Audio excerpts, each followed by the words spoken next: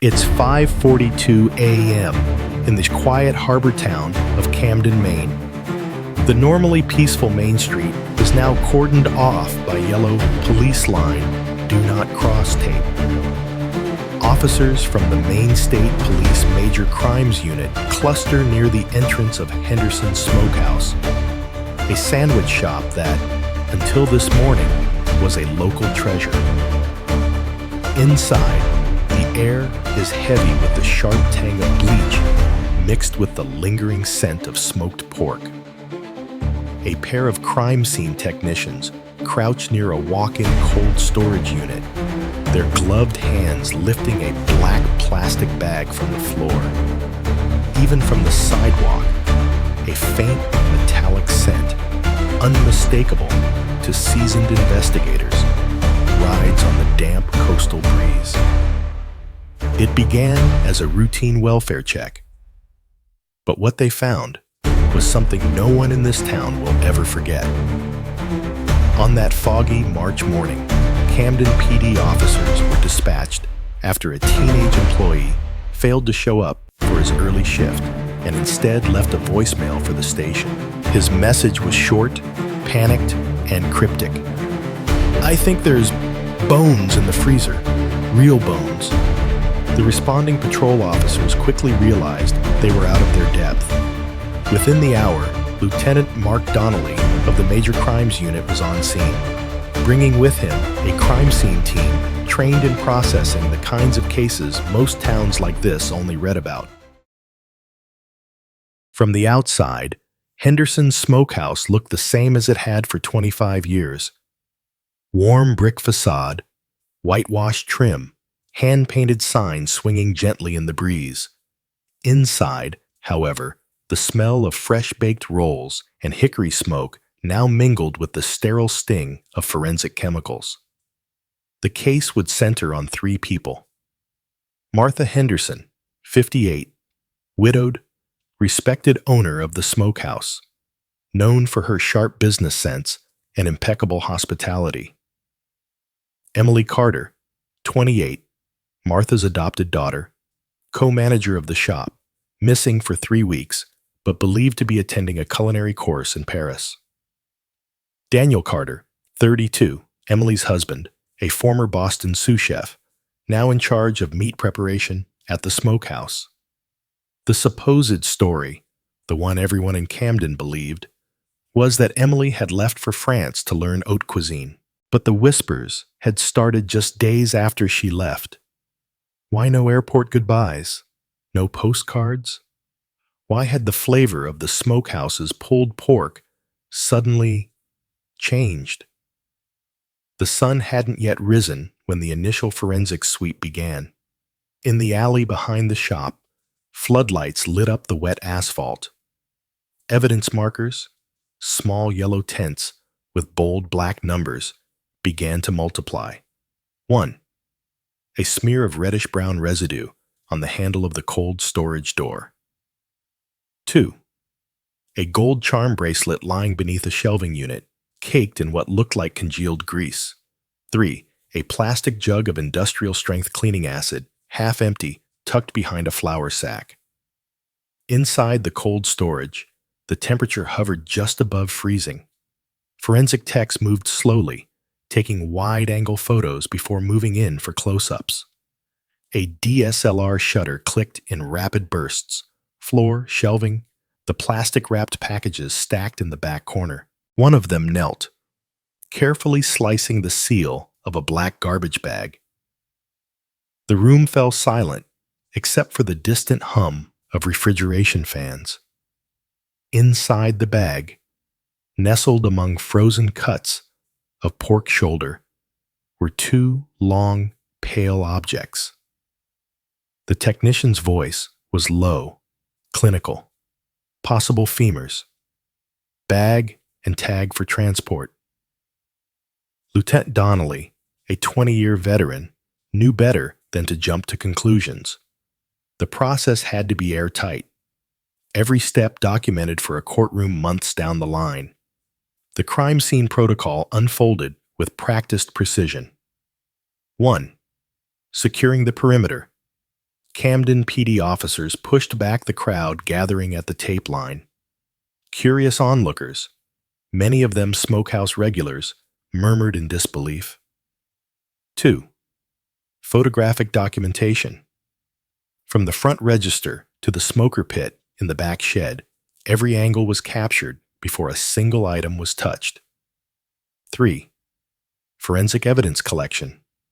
Swabs from door handles, countertop edges, and the smoker's grease tray. Vacuumed floor samples. Biological samples from the plastic-wrapped packages. 4. Chain of custody logging. Each piece of potential evidence was sealed in tamper-proof bags, labeled with time, date, and collector initials. 5. On-scene witness interviews. The part-time employee who made the call was seated in a patrol car, wrapped in a blanket, sipping from a paper cup of coffee. His hands shook as he described how he'd come in early to prep bread dough, opened the freezer for bacon, and seen a bone too big to be from any pig. It wasn't just the size. It was the shape. You could see the ball joint, like from a hip or something. I knew it wasn't right. He also told officers he'd noticed strange things for over a week. Martha cleaning the smoker at 1 a.m., Daniel hauling in meat from somewhere other than their usual supplier, and the peculiar way the freezer had been padlocked from the outside 2 days earlier. Lieutenant Donnelly took notes in his small black leather notebook, a habit from years before body cams were standard. Details like this often seemed minor in the moment, but could be the cracks that shattered an alibi later. In most missing person cases, especially with adults, police often have to fight against the assumption that nothing's wrong. Maybe the person really is traveling, or just wanted to start fresh somewhere else. But the bone-like remains found this morning shifted the case from missing to potential homicide before the sun even came up. Donnelly knew they couldn't yet confirm human remains without a lab, but his gut, sharpened over decades, told him the teen's panic wasn't misplaced.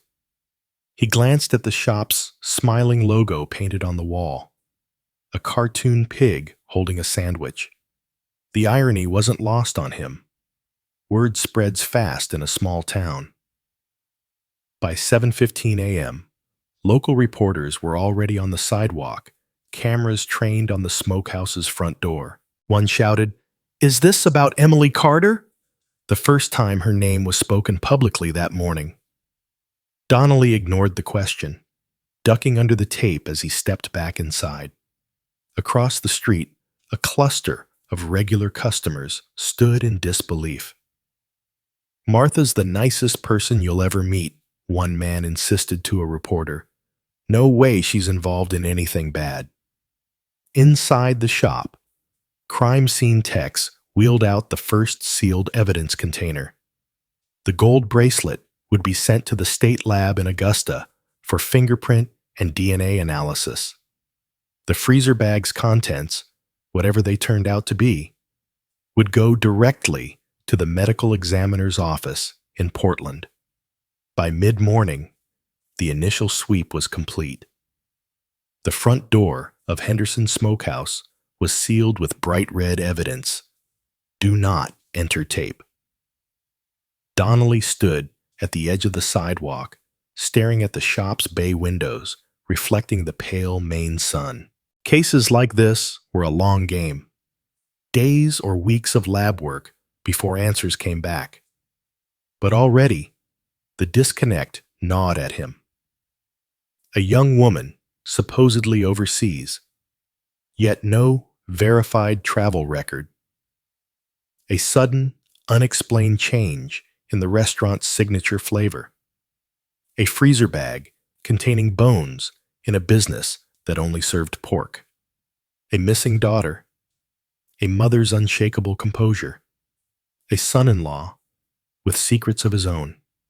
And inside the town's most beloved shop, evidence that could change everything. You're watching Shadows and Clues, where we decode the most mysterious cases, one piece of evidence at a time. These seemingly disconnected details will lead investigators to an unexpected turning point, one that will expose what really happened to Emily Carter and why her disappearance was never meant to be reported at all. It's been 48 hours since the Henderson Smokehouse search. In a climate-controlled forensic lab in Augusta, Maine, a pair of technicians in white Tyvek suits examined the contents of the black freezer bag. Under the bright, unforgiving glare of LED light panels, the suspected femurs rest on a stainless steel table. The results come back quicker than anyone expected. The lab confirms human remains, adult female, consistent with someone in her late 20s. DNA matches a hairbrush seized from Emily Carter's bedroom. Time of death estimated within the last 3 to 4 weeks, aligning almost exactly with the date Martha Henderson claimed Emily left for Paris. With that single confirmation, the case moved from suspicious disappearance to homicide. Crime scene techs lift 3 distinct sets of prints from the gold charm bracelet. 1. Emily Carter, confirmed from personal belongings. 2. Daniel Carter, unsurprising, given his marriage to the victim. 3. An unknown partial print, too smudged for immediate identification, but not belonging to Martha or Daniel. The Smokehouse had only 2 security cameras, one over the front register, the other facing the rear alley. Both had auto-delete functions set to overwrite after 72 hours. The footage from the past 3 days showed nothing unusual, just customers coming and going, deliveries arriving. But when Camden PD pulled nearby street cam footage from a city-owned traffic camera, a pattern emerged. Daniel's truck was seen leaving the Smokehouse at 1:13 a.m. on March 7th, returning 38 minutes later with a large, unmarked cooler in the truck bed. A warrant for Daniel's phone records revealed multiple late-night calls to a prepaid burner phone, unregistered, untraceable to a name, in the days following Emily's disappearance. Martha's phone history was clean, but her text messages showed an unusual exchange with Emily's account after the date Emily was believed to be dead. Emily, safe in Paris. Don't worry about me. Martha, remember, no posting photos until the program says it's okay. Investigators would later note the writing style in those texts didn't match Emily's typical shorthand. Daniel Carter sits at the long metal table, hands folded tightly, eyes fixed on a coffee cup in front of him. His initial demeanor is cooperative, maybe too cooperative. Date it, Lieutenant Donnelly. When was the last time you saw your wife, Daniel? Daniel. That morning, March 3rd. She was packing. We had coffee together before she left. She was excited. Nervous, too. Donnelly. And you drove her to the airport? Daniel. No. A shuttle van. She wanted to start the trip on her own. Donnelly lets the silence hang, watching Daniel's knuckles tighten. Then he lays out the first card, the traffic camera footage showing Daniel's truck in the middle of the night. Daniel blinks, shifts in his seat. Daniel. That wasn't related. I went to get meat from a supplier outside town, a special cut I wanted to test for a new sandwich. Donnelly. At 1 a.m? Daniel. It's how they operate. Early hours. The explanation feels rehearsed, but without solid proof yet. Donnelly logs it as plausible, but shaky. Martha Henderson arrives in a crisp wool coat, hair neatly pinned, makeup subtle. She sits upright, hands folded in her lap, answering each question with the polite, measured tone of someone used to customer service. Donnelly. When was the last time you saw Emily? Martha. The morning she left for Boston to catch her flight, we hugged. I told her to make us proud. Donnelly, you didn't go with her? Martha, no need. She's an adult, and we were swamped at the shop. When confronted with the DNA results, her only visible reaction is a slight arch of one eyebrow. Martha, you're saying those bones are Emily's? That's impossible. She's in France. You've made some kind of mistake. Her refusal to express shock or grief rings alarm bells for the investigators. Donnelly notes her affect as controlled to the point of detachment. Investigators create a timeline whiteboard in the Camden PD conference room, using statements from both Martha and Daniel. They reenact the days leading up to Emily's disappearance. March 2nd, Emily talks about the Paris program over dinner. March 3rd, she leaves on a shuttle. He goes to work prep at the Smokehouse. March 7th, late night meat run. Unrelated to Emily. March 2nd, Emily is packing. March 3rd, Martha helps load her luggage into the shuttle van. No mention of Daniel's late-night trips. When detectives compare the packing details from both suitcase color, contents, the inconsistencies jump out. Daniel describes a navy roller bag. Martha insists it was Emily's floral print case. Even odder, the shuttle company confirms no reservations under Emily Carter's name in their records for that week. By the end of week 1, the Major Crimes Unit narrows the list of persons of interest to 3. 1. Daniel Carter, husband. Possible motive: financial gain via life insurance. 2. Martha Henderson, mother-in-law. Potential control motive tied to family business. 3. Unknown third party, associated with the partial fingerprint on the bracelet and possibly the burner phone. Investigators split into 2 teams, one digging into Martha's financials and business dealings, the other tailing Daniel's movements. Bank subpoenas reveal a $25 cash deposit into Daniel's account 4 days after Emily left. No payroll records explain it. A matching withdrawal, same amount, is traced from a joint business account controlled by Martha. On paper, it's listed as equipment upgrade reimbursement, but the Smokehouse's equipment invoices show no recent purchases. During a follow-up interview, Donnelly deliberately leaves Martha alone in the interrogation room for 12 minutes, a tactic designed to test unguarded behavior.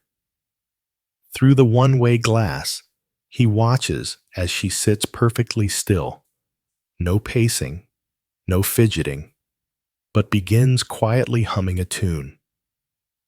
The song is identified by another detective. Smoke Gets in Your Eyes, a classic ballad. The choice is eerie, but more importantly, it suggests a calmness inconsistent with someone whose daughter is allegedly missing. The unknown partial fingerprint from the bracelet is run through the FBI's Integrated Automated Fingerprint Identification System, IAFIS. A hit comes back. James Jimmy Lowell, 42, petty theft priors, occasional handyman in the Camden area. Known to have done odd jobs for the Smokehouse, including maintenance on the back shed. Jimmy is brought in for questioning. He admits to being in the shop's storage area a week before Emily's disappearance, but denies ever seeing her luggage or being in the cold storage. He claims Martha paid him in cash for fixing a door lock. Detectives note he's nervous, but his timeline places him out of state during the probable window of death. For now, he's downgraded to background witness. Donnelly now has 2 main suspects giving overlapping but mismatched accounts. A third person, likely irrelevant, and hard evidence pointing to homicide. Still, one thing gnaws at him: Daniel's over-cooperation. He answers questions too readily, as if he's memorized a script. And Martha's extreme composure, never asking for updates, never crying, is equally abnormal. The team begins to suspect that either Daniel is covering for Martha, Martha is covering for Daniel, or both are involved and carefully managing their narratives. The gold bracelet, the freezer bones, the burner phone logs, each piece is now secured under chain of custody.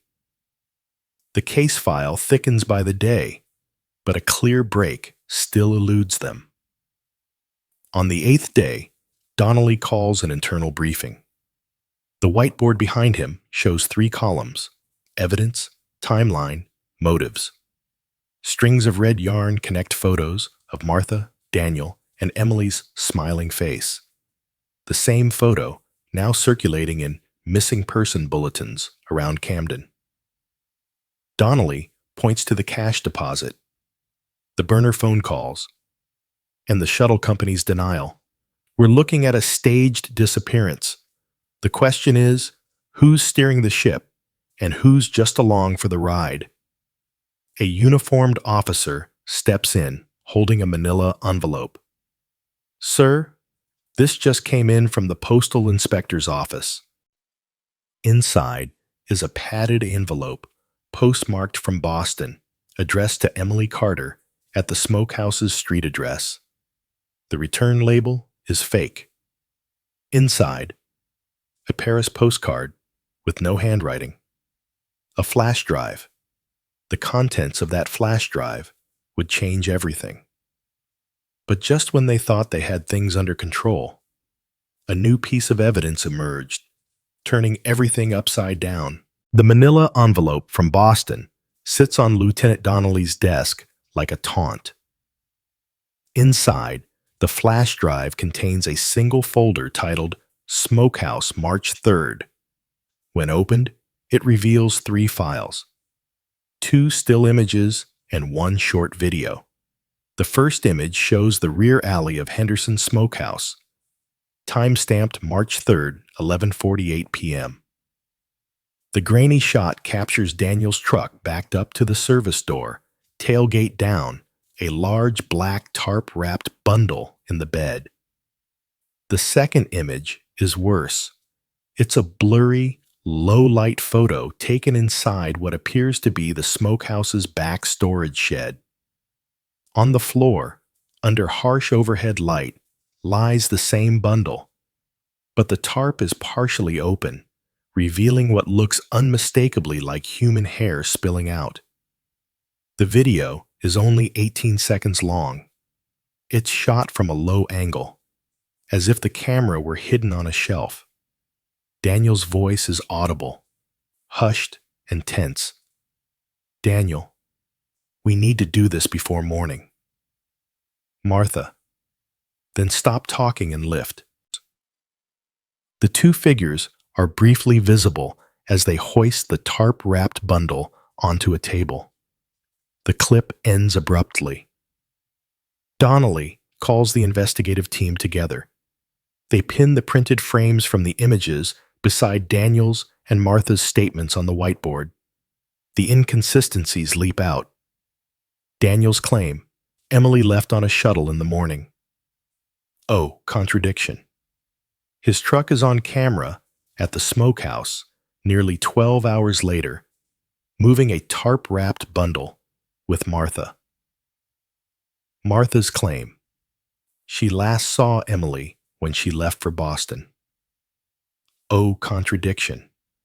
The video places her at the shop with Daniel and the suspicious bundle that same night. The biggest question now isn't if they're involved. It's why they've been moving this bundle at midnight instead of reporting Emily missing. Word of the new evidence hasn't yet reached the suspects, but the pressure is already causing cracks. Surveillance teams tailing Daniel report that he's started avoiding his usual hangouts, taking longer, more indirect routes home. At the Smokehouse, Martha abruptly cancels the shop's participation in a local food festival, citing personal matters. When detectives make casual conversation with her during a drop-in follow-up, her once fluid answers turn clipped. Martha, I've told you everything I know. If you're here to buy a sandwich, the line's that way. If not, I have work to do. Daniel, by contrast, goes the opposite route. Suddenly over-communicative. He calls Donnelly twice in a single day to check on the case's progress, and even offers to stop by the station if you need me.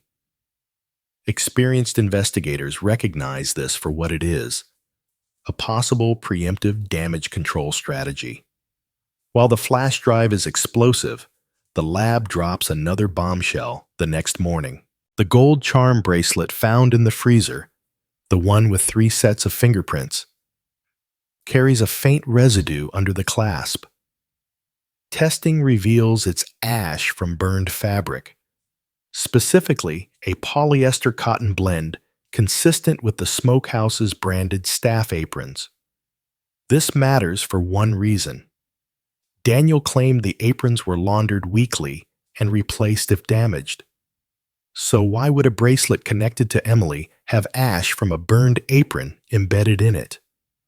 Armed with the flash drive evidence, Donnelly re-interviews both suspects separately. With Daniel, he starts small. Donnelly, ever use the back shed after hours? Daniel, no, not since we started storing supplies in the main shop. Donnelly, you're sure about that? When shown the still image of him and Martha moving the bundle, Daniel's face goes slack, then tightens. He leans back, crosses his arms, and mutters, Daniel, that's not what it looks like. Martha's second interview is even more telling. When presented with the 18-second video, she doesn't ask where it came from or dispute the footage's authenticity. Instead, she says, Martha, if you think that's proof of something, you'll be disappointed in court. Her choice of words doesn't deny the act. It challenges its legal strength. For Donnelly, that's as close to an admission as she's given so far. Up until now, the working theory was straightforward. Daniel kills Emily. Martha helps cover it up. Or Martha kills Emily. Daniel helps dispose of the body. But the flash drive changes the timeline. They're working together in the immediate aftermath, moving something heavy and concealed. And then there's the Boston postmark. If the flash drive was sent from Boston, who sent it? Someone close enough to get incriminating footage but distant enough to mail it anonymously. Could there be a third player? Perhaps the unknown fingerprint match's true source, manipulating the investigation from the shadows? Donnelly orders the team to expand their search for anyone with a connection to the Smokehouse who left town in the past month. By week 2, the media has caught wind of the homicide angle. News trucks stake out in front of Camden PD headquarters. A headline runs on the local evening news. Beloved Smokehouse owner, now a person of interest in daughter's death. Customers stop coming to the shop. The Henderson name, once synonymous with comfort food, now carries a chill. Neighbors report seeing Martha standing alone in the darkened dining room after closing, staring out at the empty street. Daniel, meanwhile, is spotted loading a U-Haul with personal belongings. Whether it's panic or planned relocation is unclear, but it prompts Donnelly to push for quicker action before either suspect decides to vanish entirely. By this stage, the investigators feel the tone of every interaction change. No more polite pleasantries from Martha. No more eager cooperation from Daniel. Now there's guardedness, the long pauses before answering, the downcast eyes, the sudden, I don't recall, where once there were detailed accounts. In law enforcement, it's called the wall. That moment when suspects, Whether guilty or not, realize the police are circling in. The images, the video, the lab results, each one punched another hole in their stories. But the wall of silence had gone up, and there was only one way left to tear it down.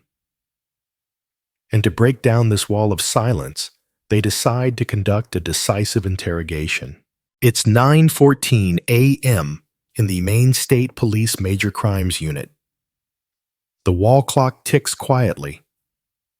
On one side of the table sits Daniel Carter, his shoulders hunched forward. Across from him, Lieutenant Mark Donnelly and Detective Sarah Pierce prepare for what could be the turning point in the Henderson Smokehouse investigation.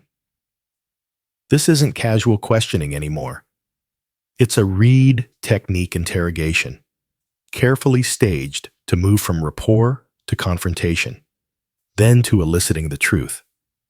Donnelly starts calmly, leaning forward with his forearms on the table.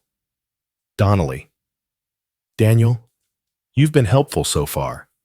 That's why you're here voluntarily. But the thing is, the evidence is starting to tell a different story, and I want you to be the one to explain it, not the media, not the prosecutor.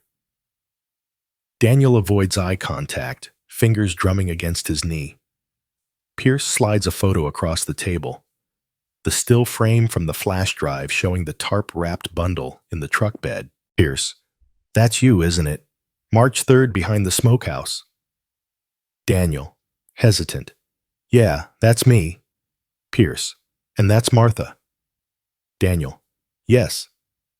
Donnelly leans in, lowering his voice. Donnelly: So, you've confirmed what we see. Now tell us what's inside the tarp. Daniel swallows, eyes fixed on the table. The next item is the 18-second video. Donnelly hits play on a laptop, letting the audio fill the room. Daniel's voice, Martha's voice, the scrape of something heavy on the floor. He pauses just before the clip ends. Donnelly: You weren't moving meat from a supplier. You were moving your wife. Daniel flinches, a small twitch in his jaw. This is the moment the pressure shifts.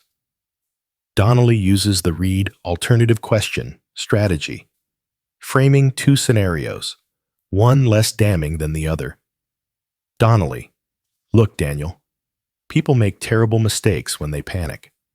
You either helped Martha clean up after an accident, or you were part of planning something far worse. Which is it? The silence stretches for 9 seconds. Then Daniel exhales sharply. Daniel: It wasn't supposed to happen. Daniel explains in halting sentences. That night, Emily and Martha were arguing, again, about selling the Smokehouse's brand rights to a national chain. Emily wanted expansion. Martha called it selling out. Daniel says he was in the kitchen, half listening, until the shouting turned into the sound of something heavy striking the floor. Daniel: I ran in. Emily was on the ground, not moving. Martha was standing over her, holding the wooden cutting board like a shield. She said it was an accident. That Emily slipped, hit her head. We see the narrow hallway of the Smokehouse apartment. Emily's voice, sharp, defiant. You can't keep me here forever. Martha's face, cold and rigid. The cutting board swings, a hollow, sickening crack, and Emily crumples to the tile. Donnelly doesn't interrupt, letting Daniel keep talking, knowing the need to unload can work in their favor. Daniel admits Martha immediately ordered him to help move Emily's body to the back shed. She told him they couldn't call 911. The police would assume it was murder. The Smokehouse's reputation would be ruined, and he'd lose everything. Daniel: She said we'd figure out how to deal with it in the morning. But we didn't wait. That night, we wrapped her in the tarp and locked her in the shed. When Pierce asks about the freezer bag evidence, Daniel hesitates, then nods. Daniel: A week later, She said we had to break it down, smaller pieces, so it couldn't be recognized if anyone found it. Daniel, in the cold storage room, hands shaking as he seals a garbage bag. The hum of the freezer fills the air. A gold charm bracelet falls to the floor, Emily's, but he doesn't notice. Donnelly slides over the lab report, showing Emily's DNA on the femurs and the ash from burned aprons found on her bracelet. Donnelly, we know exactly what happened in that smoker, Daniel. And if you think Martha's going to take the heat for this, think again. Right now, she's in another room, and I guarantee she's telling her version. The one where you did it all. This is the Reed fear of alternative tactic, suggesting the co-suspect is shifting blame, increasing the pressure to speak first. Daniel shakes his head, voice cracking. Daniel, she planned it, not the hitting. Maybe that was in the moment. But everything after. The tarps, the freezer, mailing those fake texts from Emily's phone. All her idea. She said it was the only way to keep the smokehouse alive. In the second interrogation room, Martha sits with her hands folded. She's facing Detective Pierce and Assistant District Attorney Caroline Reed. They use the peace model approach here.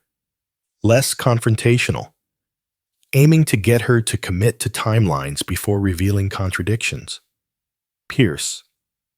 So you last saw Emily alive the morning of March 3rd? Martha. Correct. Pierce. And you didn't see her again that day? Martha. No. Pierce quietly slides the still frame from the flash drive across the table. Martha. In the shed with Daniel and the tarp.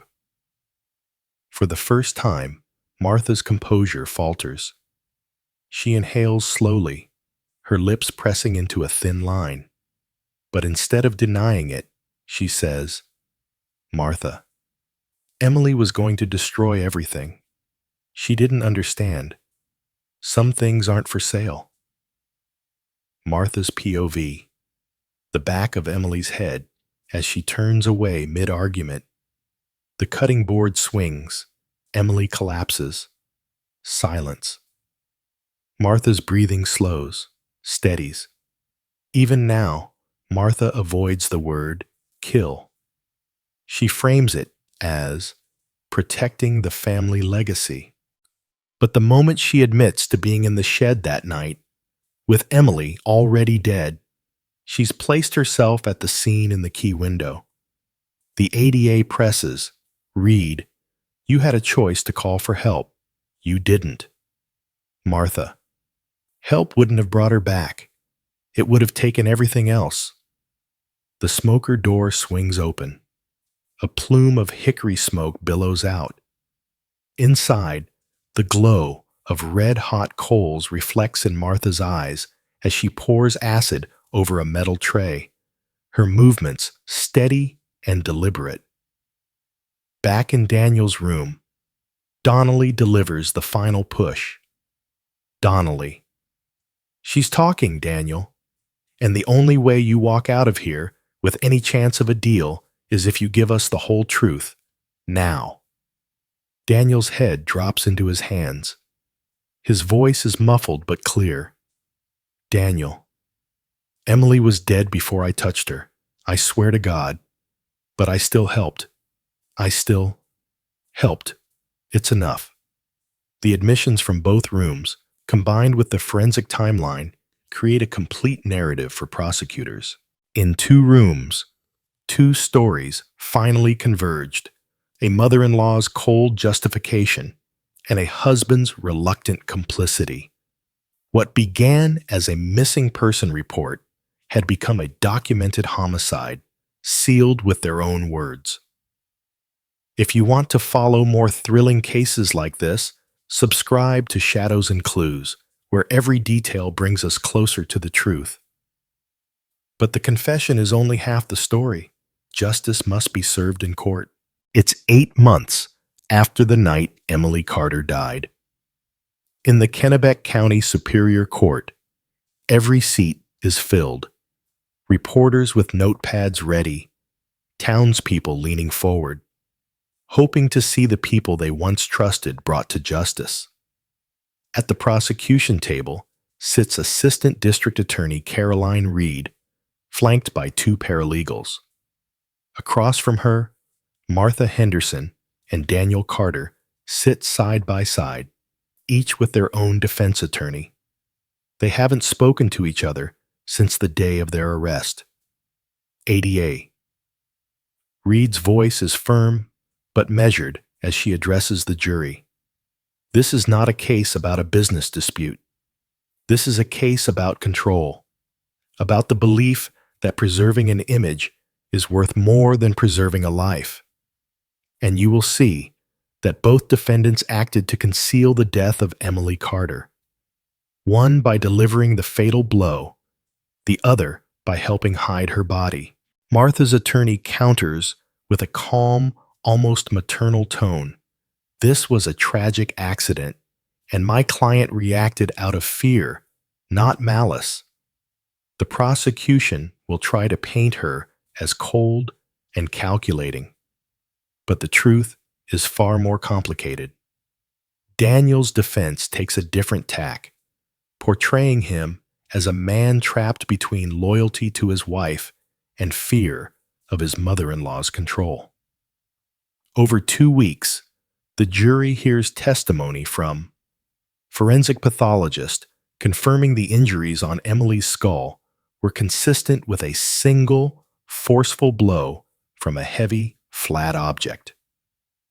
Crime scene technicians describing the discovery of human remains in the Smokehouse freezer, the bracelet with ash from burned aprons, and the DNA match.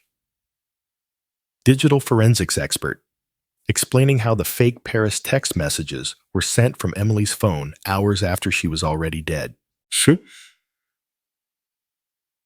Teen employee witness recalling the night he saw Martha cleaning the smoker with acid and the moment he found the bone fragment. Each exhibit, the cutting board, the freezer bags, the 18-second video from the flash drive, is shown on a large courtroom monitor.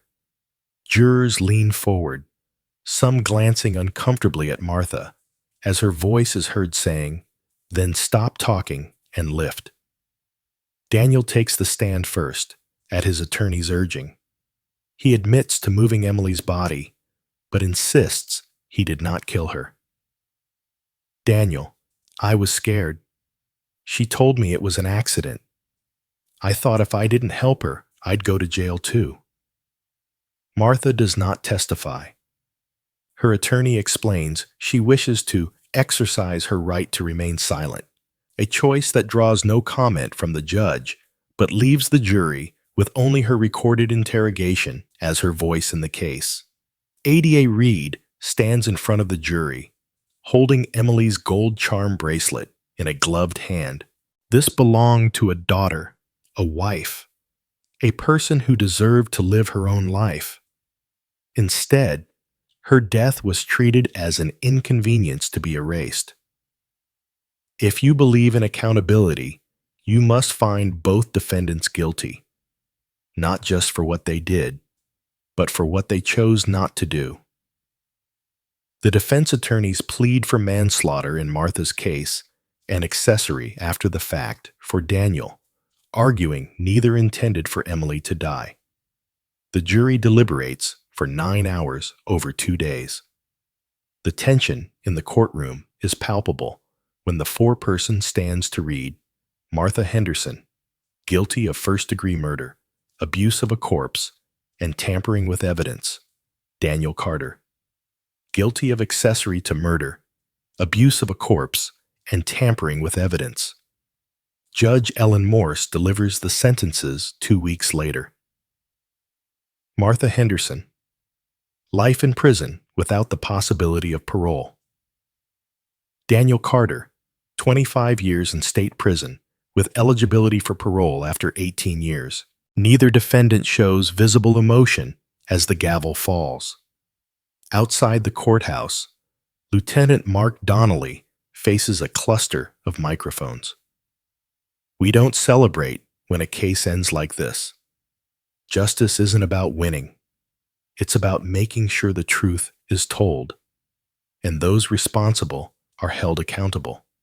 In this case, the truth was buried under fear, lies, and loyalty to the wrong things.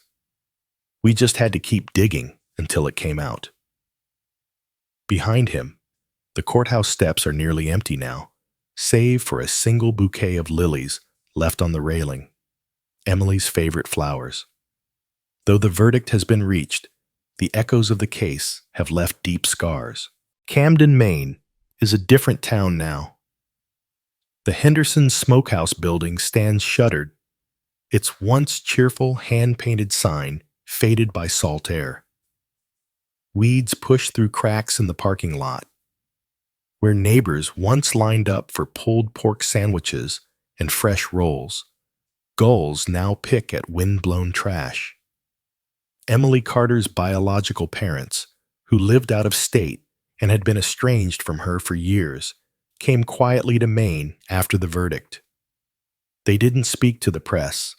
Instead, they attended a small memorial at the harbor, where friends placed flowers in the water at dusk. A former college roommate stood at the edge of the dock, tears in her eyes. Roommate. She was planning a trip to Europe. She wanted to bring flavors back to Maine. She never got to. No public funeral was held. The remains recovered from the smokehouse and other locations were too fragmented to allow for a traditional burial. Instead, Emily's ashes were divided between her parents and a close friend in Camden who'd been her confidant.